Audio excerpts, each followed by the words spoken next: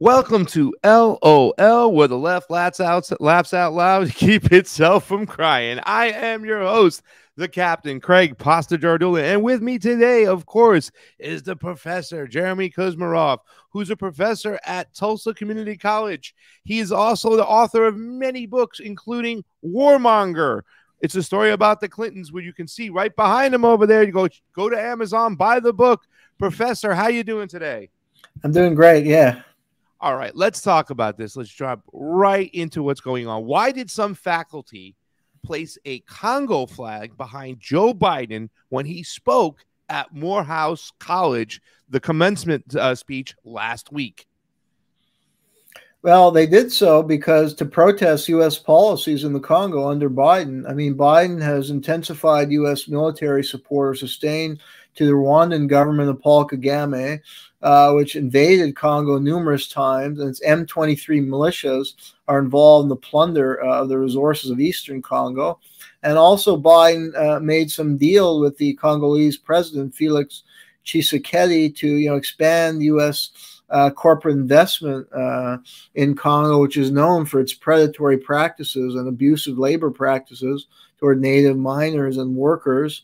And he recently eased sanctions on an Israeli billionaire, Dan Gertler, who's known for his abusive practices, as far as his company and his father's companies had abhorrent labor practices and were complicit in the war in the Congo that caused millions of deaths and displacement of people. And Biden eased sanctions on him. He was subjected to sanctions for his bad practices, but those sanctions have been now eased by a Biden administration edict because the Biden administration wants to increase supply of metals and raw minerals.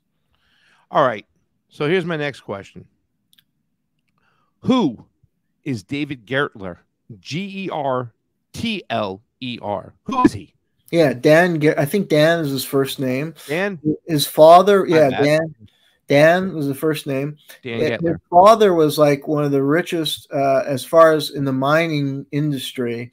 His father really dominated that industry back in the day when Joseph Mobutu, because Congo, the richest country as far as mineral wealth, and all the mineral that are needed for electronics and thing like electric vehicles come from the Congo. And that's the key reason there's more interest now than ever, is because the green revolution, and clean energy. I mean, it's a misnomer, clean energy. I mean, fossil fuels aren't clean, but clean energy isn't clean either. If you talk about the transition to electric vehicle, because it requires mineral that are mined in Congo, and these companies have horrible environmental practices as well as abusive labor practice, and the Gertlers are like poster boys for that.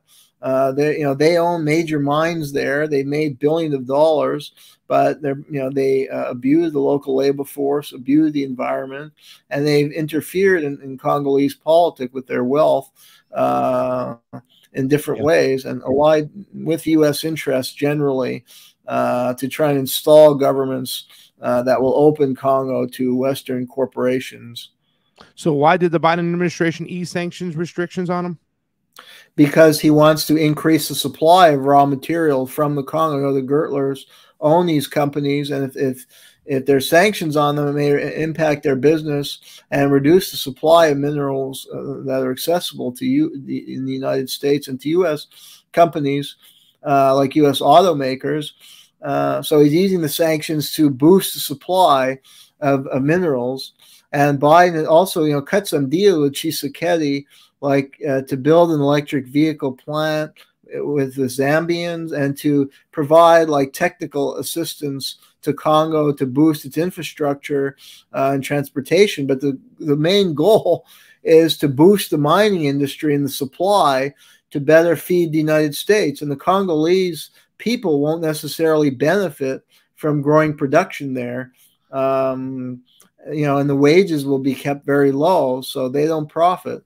And I've traveled in that region, and like people can't even afford like a personal computer. Forget. I mean, we take for granted that we have personal computers, and it's not that expensive for us. But they mine all the material there, and the people there can't have personal computers. I don't know if I'm jumping the gun by asking this question so early in the segment, but what should the people of Rwanda do? What should the people of the Congo do? Because we've seen what's happened. I mean, we did an episode on this Hotel Rwanda. They made us believe that, like, the good guys took over the Congo, when you explain that, when it comes to our propaganda and our movies, they use that vehicle to, spread that propaganda. What do you think they need to do in the Congo right now to get a hold of the situation where they can reap the benefits of the natural resources or the minerals that are there that these wealthy people are extracting and keeping all the money for themselves? Well, there's no magic solution. I mean, they're facing predatory interests. The majority of people are just struggling to get by. Wages are very low. The public services are very bad. The infrastructure is very bad. I mean, life is very hard. They're just struggling to get by. And, that inhibits the growth of organized political movements for social change and social justice. And that's ultimately what is needed.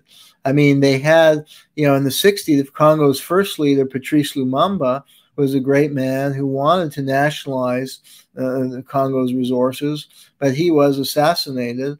So, I think they have to organize, and there are Lumumbists, and people adhere to his Pan-African vision of unifying African under socialism and retaining control over natural resources. So you need strong Lumumba's political movements to develop and to cultivate a new generation of leaders that will be successful in fending off predatory foreign powers, including regional powers and proxies of the West, like the Rwandans. And now China is also a big player, and China has significant investments. Now, China puts a little more into these countries than Western countries typically, but they still engage in exploitative practices and abusive labor practices. So they're not necessarily benign power either, and shouldn't be regarded that way.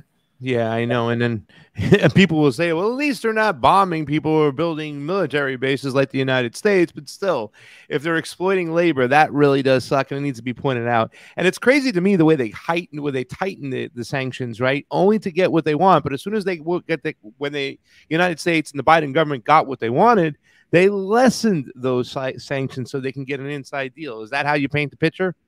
Yeah, well, the hypocrisy is just absolutely staggering. And these are the kind of thing, students should be protesting and should be learning more about in their political science course, but they're not, because of the kind of faculty that are there that we've discussed. I mean, it's, they ratchet up sanctions often for pretexts that are proven to be false. Like in Russia, I've written a whole article that show that the original basis for the sanctions on Russia in 2012 was based on the complete hoax generated by a billionaire named Bill Browder, who was indicted on tax evasion charges and tried to claim that he was being persecuted, that the Russian government stole money from him, and that his lawyer was unfairly put in prison. When his lawyer was, and that's who the Sanction Act was named after, Sergei Magnitsky, who was actually a guy who was helping Browder to evade his taxes and offshore his money. And they make like it's a human rights cause because this guy Magnitsky supposedly was a political prisoner, and then he died. They claim Russian authorities killed him, and there's no evidence of that. And we've seen a repeat of that. Like with Navalny, they ratcheted up sanctions when there's no evidence Putin was behind the death of Navalny. They ratcheted up sanctions. Russia was accused of downing a Malaysian airliner, which all the evidence points to Ukraine. And even the international court didn't buy that argument that Russia was behind it. And yet that was a basis for more sanctions on Russia. So it's all like a fraud. And yet they ease the sanction on this guy, Dan Gertler, who's done some horrible damage. If you travel in Congo, you would be appalled at the living conditions near those mines, the environmental damage that has been done, the poor air quality, the use of child labor, and these kids have to labor in the worst of conditions, and they're paid pennies. And this guy Gertler makes off as a billionaire. I mean, it's just an outrage to all humanity. And Biden eases the sanctions on him. And, in Africa, like Kagame gets a clear pass. He's killed more people than any leader in recent history. He's compared to an African Hitler.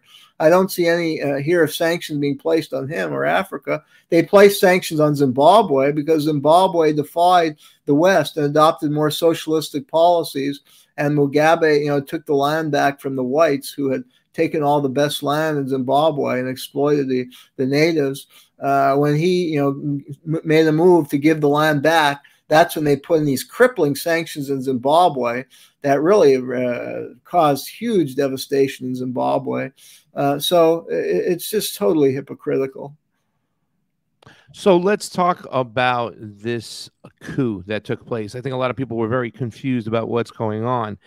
You just mentioned the fact that they had, sanctions, they tightened them up and then they loosened them up because they're getting what they want, access to the minerals, the raw materials, and the rare materials that the Congo possessed. I think cobalt was the number one mineral that the United States is seeking for the fourth industrial revolution. What do you make of this whole situation when it talks about this coup attempt in the Congo? Was the CIA behind it? And what do you think their plan was? Well, there are a lot of question marks. I don't know for sure that the CIA was behind it. What we do know, though, is that the person who led the coup was a Mobutuist. That is, he wanted to restore, and he prayed the glory to Joseph Mobutu. Mobutu was the dictator of Congo who was put in by the CIA in the 60s after the CIA and Belgian intelligence agents participated and orchestrated the assassination of Patrice Lumumba, who had tried to nationalize Congo's mineral wealth and assert the economic sovereignty of the country. So that tells you a lot about what their goal is. It's a regressive, ideology to praise Mobutu. I mean, he was a brutal dictator who just, stole a lot of Congo's wealth for himself. And this guy who led the coup, he was a Mobutuist, and he lived for a long time in the United States. So what contact did he make in the United States? Who gave him the financing to carry out this coup plot? And then, although Tshisekedi, the current leader, has curried favor with the Biden administration, and they've been cutting a lot of deals, he's also been moved closer to China and allowed China greater access to Congo's mineral wealth. And China, I think, has stakes in something like 70 or 80% of Congo's cobalt mines, which, as you point out, is a key mineral. So the U.S. could be concerned that Tshisekedi leans too much to China, and they want a Mobutu guy who's really totally loyal to the United States and will undercut Chinese investment. So the CIA could be behind this plot. It seemed to materialize as a kind of amateurish plot that was put down in like an hour or two, and the culprits were executed, so it was not successful. Yeah. But the CIA reminds me of doing this, so you're always suspicious. It reminds me of a Bay of Pigs, right? Like it was just a disaster. I think we should get a name of it, like something to do with the desert and whatnot. So I don't know. Bay of Pigs. What can you come up with for the Congo, right? Well, it wasn't quite on the same scale. I mean, that was a full-fledged invasion, and they used extensive terrorist activity. This seems to be just like a small coup plot. I don't know how many people got killed. I don't think that many got killed, thankfully, and there wasn't a major devastation like in the Bay of Pigs, but it was, as far as the regressive politics of the perpetrator. I agree with that analogy, because the Bay of Pigs agents were highly regressive, who wanted to overturn the Castro revolution, which was trying to achieve what Lumumba was trying to achieve in Congo: assert Cuban control over its own economy, natural resources, kick out the U.S. mafia. So these Mobutuists, are similar to the Bay of Pig in their ideology and fealty to an outside power, ultimately. I was referring to how fast it got shot down, right? Yeah. Inside the Congo. I was trying to make that analogy. So we see, Professor, almost zero coverage about this, about what's going on in the Congo from MSNBC, Democracy Now!, or any standard liberal or alternative medias. What are you to make of that? Why are they avoiding this subject right here? Well, that's an excellent question, and I'm not sure. There are different theories. I mean, I find that, like, I check Democracy Now!, and it's like everything Israel, Gaza, as if there's nothing else going on, and that's troubling to me. I mean, as we discussed, it is a bad situation, but there's a lot of other important things going on. So why are they only focused on that? And the other networks, well, I mean, look, MSNBC is not going to want to criticize, get to the heart of the corruption of the Democratic Party and liberal establishment. I mean, Maurice Tempelsman, a key driver of U.S. foreign policy in Congo for the last half century, had been a man named Maurice Tempelsman, who is the owner of Tempelsman and Sons Diamond Company, and he's a billionaire from all the wealth he got. And he was an agent of the De Beers Company. He was a very close friend of Joseph Mobutu. He accompanied Bill Clinton when he traveled to Central Africa, and Clinton gave the green light for Kagame's invasion of Congo after Mobutu died. So he's a huge funder of the Democratic Party. MSNBC or MSDNC is just a front for the Democratic Party. Democracy Now! Less so, but it often is partisan toward the Democrats as well. So when you get into Congo, you're really getting into a critique of the Democratic Party and the predatory nature of the capitalist system as a whole. And it also undercuts the myth about a clean energy revolution, because sometimes activists show, like Democracy Now!, it has to be black or white. Fossil fuel is bad. Clean energy is a salvation, and so we have to protest for clean energy and support AOC and the Green New Deal. Well, it's not so black and white. I agree fossil fuel are dirty, but clean energy is a misnomer when you look at Congo and the horrible environmental destruction of this mining. And the clean energy revolution necessitates what they're doing now in Congo, opening up more to foreign exploitation and trying to boost the supply from those mines, which means more pollution in Congo as well as Zambia, because I know a lot about that country. They've done the same. They've engineered these right-wing leaders in Zambia who will open up more to mining, foreign mining corporations, and allow them to pay less and less taxes, because Zambia also has a lot of mining and mineral wealth, including copper, which is needed for the clean energy revolution. So, and if you go, go to these countries, you find horrible environmental conditions. So it's a hypocrisy. The environmentalists, again, want to present it black and white, but the clean energy revolution is not so clean, and that hurts them because that undercut their cause. And it showed this issue is very complex about how to live an environmentally sustainable way, and the Democrats don't have the solution right now. Who can blow the whistle? Who can blow the whistle on this whole operation, Professor? Like what organizations, right? So right now the ICC has been exposing, whether we believe them or not. I just spoke to Thomas Massey over the weekend at the Libertarian National Convention, and he said the ICC is a joke, that he feels they have no credibility, they have no what's the word I'm looking for, say in the matter, right? Who can blow the whistle on this whole situation in the Congo that can really expose what's going on? Is there a body other than the ICC or something else that can really help us out and get this on the map? Well, it should be the United Nations. They were playing a role in the 1960s, a rather checkered role. They were actually complicit in the assassination of Lumumba. At time, they were trying to do the right thing, like when Dag Hammarskjöld was the head of the United Nations, and then he died in a mysterious plane crash. So I think theoretically the UN could play a role, in protecting environmental standards, protecting labor rights, trying to, they can marshal peacekeeping forces. Unfortunately, those UN peacekeeping forces are usually serving to advance Western neocolonial interests. But ideally, they could actually protect a country like Congo against foreign aggression, like by the Rwandan and foreign plunder. So I think there's still, UN is totally corrupted, but there's always some hope in that institution. People should focus their energy on reforming the UN and getting to do what's right. I think that's one potential solution. I think just education of the public is important. Yeah, as you say, there's no media coverage at all, even in activist or alternative media. In education, again, we discussed the problem in higher education. They rarely address these issues at all in political science courses where they should be, sociology, African studies. History courses should connect a history of predatory history of Western empires in Africa, which with current affairs. Often history teachers are because of this intimidation, neo-McCarthyism, they end their course, 1960. They don't connect the dots between what happened in the past is actually very relevant to what's still happening today. So they should be teaching that. I think education would help.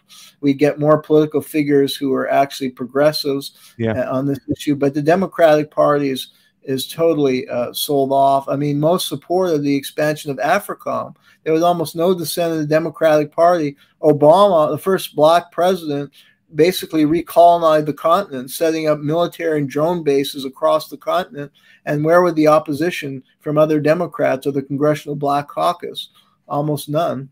Yeah, well, that's why nobody questioned him. And anytime you question him, you were called a racist. So that's what they really made it hard to push back. Continued under Trump and Biden. So if people were better informed, they would urge their leaders, not just like the squad, not just to push for a ceasefire in Gaza, which is fine, but to adopt progressive positions on many other topics, including stopping what the U.S. empire had been doing in Africa.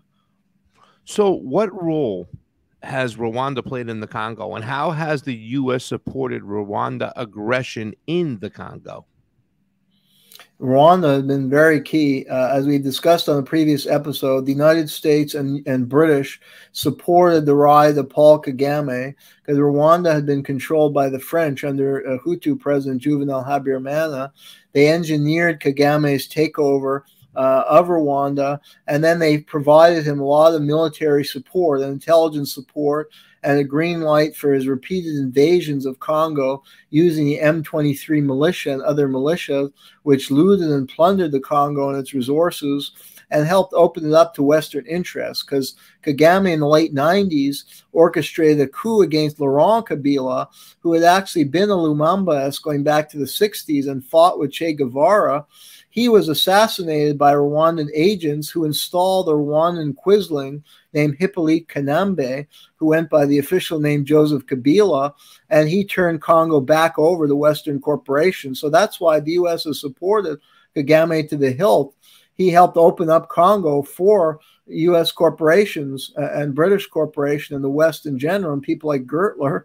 And this has continued. He's continued to manipulate political developments in Congo, and his militias continue to rampage there and tear up eastern Congo, and he continues to loot its resources, creating an artificial boom in Rwanda. But it served the interests of the United States and West. That's why they keep him in power after 30 years, and he's one of the worst dictators of all time. Yeah. We got about 1 minute and 53 seconds left there, Professor. Niger pushed back against the Western Empire, pretty much kicked the French out. Do you think that they can get back? You had mentioned that, you know, the whole country, the whole continent has been now recolonized. Obama came in there, set up all these bases. AFRICOM exploded. Do you think that do you see any hope that some of these countries can get back their national sovereignty when you see countries like Niger or any other country that will push? I think Burkina Faso was another one, right? I mean, do you see any of these countries getting back their national sovereignty, and what does that mean for the whole continent as we see some of these guys push back? We got about 1 minute left. Go ahead, Professor. Yeah, I think we see a trend where countries are saying enough is enough, and they're organizing. We see a lot of coups where the coup plotters are saying, you know, we're kicking out the Western powers. You know, French power is slipping in West Africa has traditionally been the domain of France, and their power is now slipping. And I think this will have an effect on other countries. It will inspire other countries to try and reclaim their own sovereignty and economic resources, to kick out the U.S. military bases, and to revive a Lumumbaist movement, a Kwame Nkrumah. You know, these are the great leaders of the 60s in Africa who promoted Pan-Africanism, African unity against Western empires and socialist economics. Professor, I love your analysis. That's all we have. That's all the time we have for today. Thank you so much. Guys, go check out his work. He is the Professor Jeremy Kuzmarov. He also teaches at the Tulsa Community College. And he has a great new book out there called Warmonger. It's a story about the Clintons. I am your Captain Craig Pasta Jardula. That is it for LOL, where the left laughs out loud and critiques itself to keep on crying, keep itself from crying.